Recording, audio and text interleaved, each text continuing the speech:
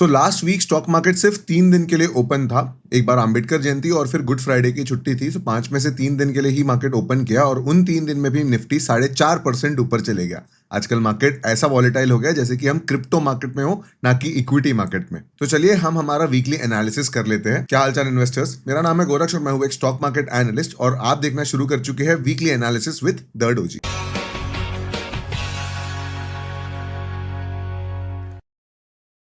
चलिए फटाफट Nifty analysis से शुरू करते हैं। मैं आपको अपने स्क्रीन चलता हूं। So as you can see, हमने पिछले वीक डिस्कस किया था कि अगर निफ्टी 23,800 के ऊपर क्लोजिंग देता है तो ये एक बुलिश रिवर्सल कंसीडर किया जाएगा, जो कि इस हफ्ते हो चुका है। मैं आपको लाइन चार्ट की मदद से दिखाना चाहूंगा कि निफ्टी ने अपने पिछले 100 दिनों में सबसे बड़ी क्लोजिंग अब दी है। लास्ट हाईएस्ट क्लोजिंग वो समवेयर अराउंड दिस लेवल, और यहां से अगर आप चेक करोगे तो लगभग 70 डेज तक ये क्लोजिंग टच ही नहीं हुई है। एंड इससे पहले ये क्लोजिंग जो टच हुई थी वो जनवरी महीने में हुई थी, विच मींस निफ्टी ने इस साल का सबसे हाईएस्ट क्लोजिंग अभी दिया है। इस क्लोजिंग में भी कुछ इंटरेस्टिंग चीजें मैं आपको दिखा दूं।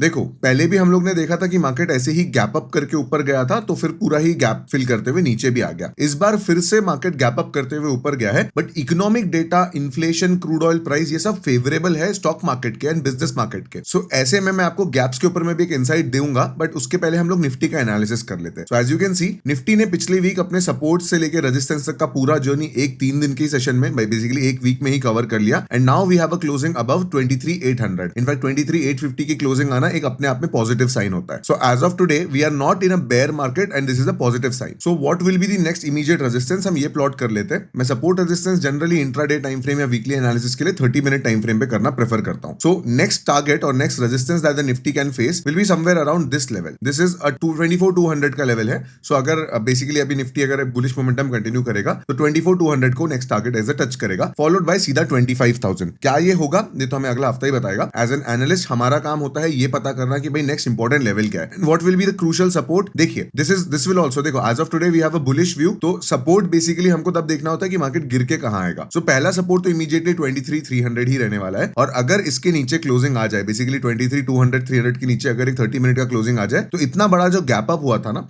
ये गैप फिल हो जाएगा। एंड तब हम बोलेंगे कि भाई ये सारी गैप्स फिल हो जाएगी। ऑलराइट, एज ऑफ टुडे मैं ये नहीं कह रहा हूं कि हम अब गैप्स फिल होकर मार्केट फिर से बेयर रन में चले जाएगा। What is the point of gap, हम इस पे फिर से आते हैं। But what is the next immediate support 23,300 and what is the immediate resistance 24,200।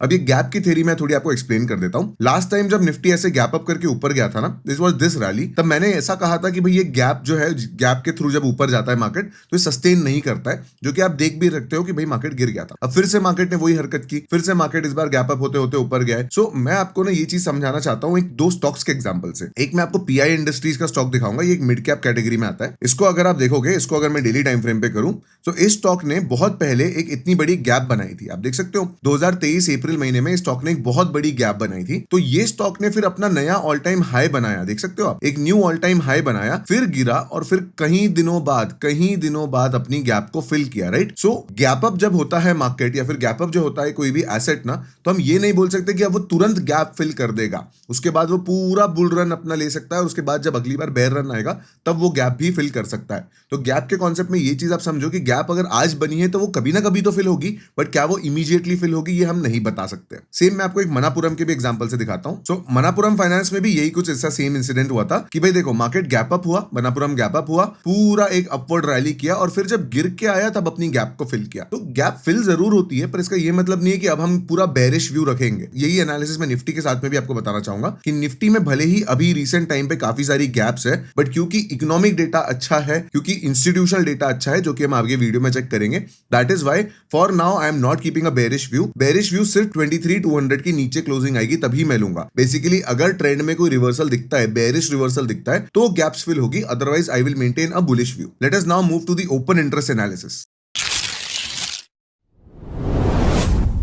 So open interest, जैसे मैं आपको पहले भी बता चुका हूं, ये ऑप्शन सेलर की ओपन पोजीशंस होती है। बेसिकली जब कोई ऑप्शन सेल करता है और उस पोजीशन को क्लोज नहीं करता है, कैरी फॉरवर्ड करता है, बेसिकली आज के तारीख में उसकी पोजीशन डीमैट अकाउंट में पोजीशंस में ओपन दिखेगी, तो इस पोजीशन को ओपन इंटरेस्ट कहते हैं। ओपन इंटरेस्ट ऑप्शन सेलर के डेटा से बनता है, और ऑप्शन सेलर्स जनरली बड़े पैसे वाले लोग कंसिडर किए जाते हैं। So as you can see, as of today देखो ओआई में ना, क्योंकि अगेन छुट्टियां बहुत सारी रहती है एंड मार्केट में अभी भी कोई सर्टेनिटी नहीं है, तो most of the OI is sitting out of the money. So 25,000 के लेवल पे कॉल साइड का सबसे ज्यादा ओपन इंटरेस्ट है, which mean 25,000 will be the next resistance and उससे पहले 24,500 पे एंड 24,000 पे भी निफ्टी का एक अच्छा रेजिस्टेंस है। बेसिकली यहाँ पे कॉल सेलर्स जो कि बेयर्स होते हैं वो अपनी पोजीशन बना के बैठे हैं। What is the immediate support? 23,500 as the price action also states. 23,500 एक नेक्स्ट इमीडिएट सपोर्ट है जिसके ऊपर सबसे ज्यादा ओपन इंटरेस्ट है, फॉलोड बाय 23,000 होगा ये। So 23,500 on the downside and 24,000 followed by 25,000 on the upside are the major levels as not as per price action, as per the open interest. अब हम यही सेम डेटा फ्यूचर ओआई पे भी देख लेते हैं।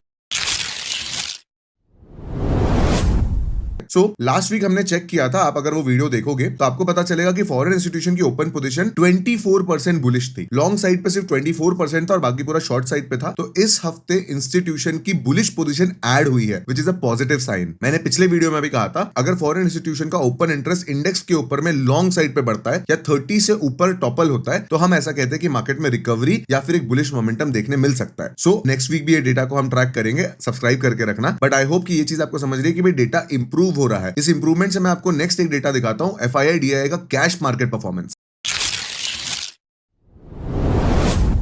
सो पिछले वीक में हमने देखा था कि फॉरेन इंस्टीट्यूशन लगातार बेचे जा रहे थे, तो देखो उन्होंने पहले कुछ खरीदारी करी फिर से पूरी की पूरी सेलिंग मोड में आ गए थे। बट लास्ट वीक के तीनों ट्रेडिंग सेशन में foreign institution were net buyers. So this is another positive sign. मैं कभी भी आपको यही बताता हूं, फॉरेन इंस्टीट्यूशन अगर एक दिन बाय करते हैं तो ये कोई बड़ी बात नहीं है, लगातार 3 दिन अगर बाइंग होती है मतलब उन्होंने मन बना लिया है, उन्होंने एसेट ढूंढ लिए है कि किसमें पैसे लगाने हैं। सो फॉरेन इंस्टीट्यूशन ने इस हफ्ते भी कैश मार्केट में, डिलीवरी मार्केट में अच्छी खासी परचेजिंग की है, which is another positive sign for stock market. And finally we will move to the sector analysis। Sector analysis के लिए देखो, जैसा हमने एक्सपेक्ट किया था कि भाई private banks will again do better. In fact bank Nifty अपने 52 वीक हाई पे है। सो अगर आपने बैंक निफ्टी पे वैल्यूएशन के बेसिस पे लोअर लेवल पे एंट्रीज बनाई थी, जो कि मैंने फ्री टेलीग्राम पे करके भी दिखाया था, सो आज आप लोग कितने अच्छे से प्रॉफिट में होगे, राइट? बेसिकली देखो, बेयर मार्केट हो या बुल मार्केट हो, कोई भी मार्केट में अंडर वैल्यूड चीज को सही दाम पे आप खरीद के रखते हो ना, तो जब भी कोई रिलीफ रैली आती है तब वो अंडर वैल्यूड एसेट्स अच्छा परफॉर्म करते हैं। तो सबको पता है कि भाई private banks and banking sector in general बहुत अंडर वैल्यूड था, बहुत दिन से रैली नहीं दिया। तो एज ऑफ टुडे जब मार्केट गिर रहा था तो बैंक्स गिर नहीं रहे थे, और जब मार्केट बढ़ने लगा तो बैंक सबसे तेजी से बढ़ रहे हैं। आई होप ये लॉजिक आपको समझाओगे कि क्यों अंडर वैल्यूड चीजों को सही दाम पे खरीदना आना चाहिए। So as we can see कि भाई banking sector did outperform. Reality sector में ओवरऑल देखो महीने भर में नेगेटिव ही रहा था, रिकवरी हुई थी ऐसा बोल सकते। नेक्स्ट ओवरऑल अगर देखा जाए तो कौन सा सेक्टर सबसे बेरिश था भाई? ग्लोबल मार्केट, बेसिकली नैस्डैक और डाउ जोन्स, क्योंकि वो लोग ट्रेड वॉर के बीच में है तो वहां पे एक नेगेटिव सेंटीमेंट देखने मिला। एफएमसीजी ओवरऑल देखा जाए तो सब कुछ ही पॉजिटिव था, right? Last week entirely everything was in green. Sector that did not match the Nifty performance for FMCG and IT। FMCG and IT are expected to do better, but पिछले week उन्होंने इतना अच्छा नहीं किया, तो आगे देखते हैं भी उनके साथ कैसा परफॉर्मेंस आता है। But the top sector that is in momentum is finance sector and private banking sector. I hope आप ये समझ पाए हो। कुछ इंपॉर्टेंट डेटा जो मैं आपको और एडिशनली दिखाना चाहूंगा।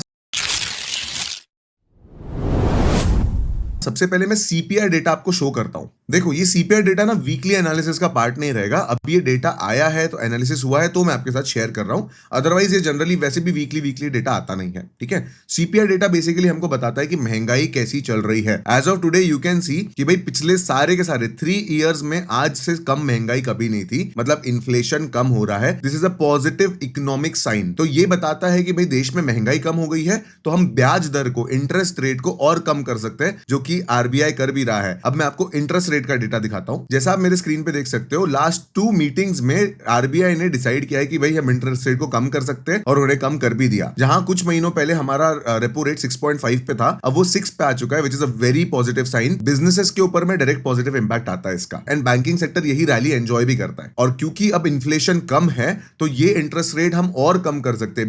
बेसिकली RBI के पास में और मार्जिन आ जाती है कि भाई रेपो रेट को हम और थोड़ा सा कंसिडर कर सकते हैं कम करना। सो मैक्रो लेवल पे अगर देखा जाए तो we are doing very good. India का इकोनॉमिक स्ट्रेंथ अभी बहुत अच्छा दिख रहा है। इंडिया की इकोनॉमी एक बहुत अच्छे शेप में है। प्लीज ये याद रखो, अभी चल रहा है रिजल्ट सीजन, तो आने वाले 45 डेज जो है कंपनी की अर्निंग्स आएगी। अगर ओवरऑल अर्निंग बहुत अच्छी आती है, जैसे रिलायंस, HDFC जैसे कंपनीज, बड़ी कंपनीज जो है वो अगर अच्छे अर्निंग्स डिक्लेयर कर पाती है तो निफ्टी अपना बुलिश मोमेंटम बरकरार रखेगा। अदरवाइज हमको सेक्टर्स का अंदाजा लग जाएगा कि भाई कौन से सेक्टर आउट परफॉर्म करेंगे, and the broader market might still not out perform. ये रिजल्ट एनालिसिस में अपने इंस्टाग्राम स्टोरी पे डालता हूं, तो उसको जरूर चेकआउट करना। एंड अगेन, अगर ये वीकली एनालिसिस वीडियो आपको पसंद आया है तो लाइक जरूर करना। I will see you in the next one.